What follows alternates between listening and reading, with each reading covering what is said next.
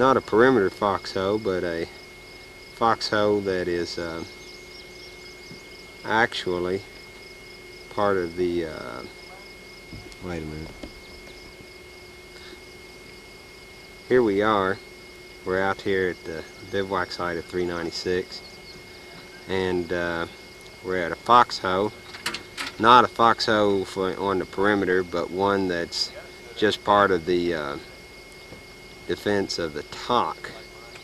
You can see it's got a barbed wire round wrapped up with fox hose, and it gives added protection to those individuals that serve in the talk. This particular one is the commander's foxhole, and in that foxhole is Sergeant Hilger, the NBC NCO of the 396. Go over there and talk with him for a minute. Sergeant Hilger? How you doing, Sergeant Becky? How long did it take you to construct this foxhole? The actual construction and the digging really don't take all that long. It's shaping it and forming the berm the way you really need it to get your protection. We had to spend about 2 hours just forming the overhead cover and shaping the berm.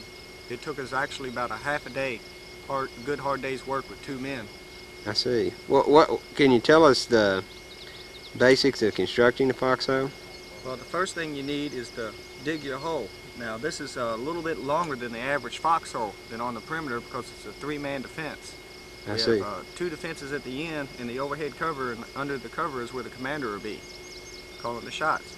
All right, but basically you still have about one M16's width this way. It gives you just enough movement.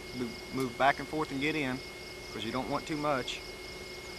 And normally it'd be 2 16s long, but this one's a little bit longer than that because it's 3-man construction.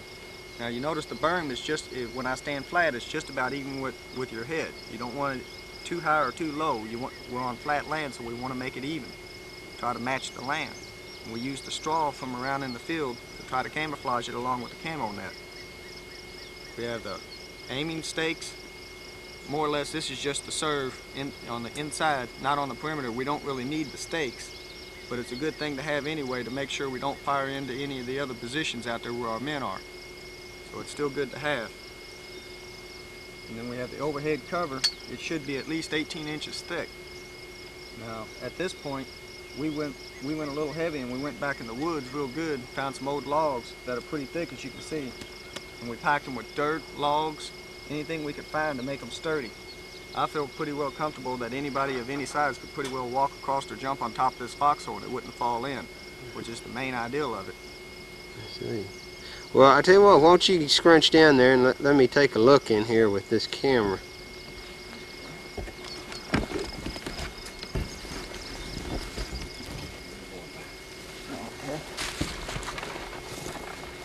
You have a grenade sump in here? Yes, one at both ends. We have one down at this end, and they're facing forward, and they should go down far enough that if a grenade hits in the middle, which it is sloped towards the ends, and then sloped down towards the corners, that if it does get in here, it should fall down in there.